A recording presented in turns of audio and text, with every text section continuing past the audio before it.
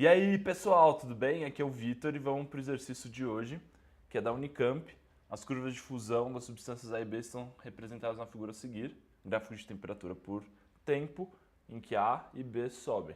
Lembrando que eles se tratam de substâncias puras, então na mudança de estado eles ficam constantes. O gráfico de temperatura fica constante enquanto a substância estiver mudando de estado físico. Aí na letra A pergunta quais as temperaturas de fusão de A e B. Lembrando que temperatura de fusão é aquela que a substância passa do sólido para o líquido ou do líquido para o sólido. Seria fusão ou solidificação.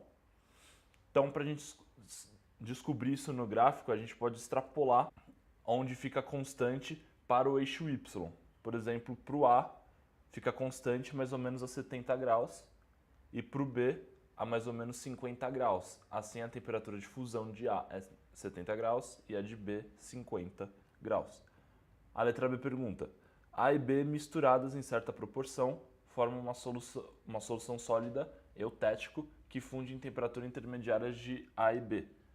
Em que intervalo estará o ponto de fusão do eutético? Bom, A e B separados são substâncias puras. Quando a gente mistura as duas, vai ter um gráfico de mistura. O gráfico comum de mistura é aquele que varia em relação ao tempo, mesmo na mudança de estado. Só que a gente tem duas exceções. As misturas azeotrópicas, em que a gente tem o ponto de ebulição, e as misturas eutéticas, em que a gente tem o ponto de fusão. Por exemplo, esse gráfico de mistura eutética, a gente vê que a passagem do sólido para o líquido é acompanhada de uma temperatura constante. Desse jeito, se a mistura de A e B, o exercício afirma que é uma mistura eutética, e A possuía uma temperatura de fusão de 70 graus e B uma temperatura de fusão de 50, a temperatura de fusão da mistura só pode ser no intervalo entre 70 e 50 graus, nada mais, nada menos.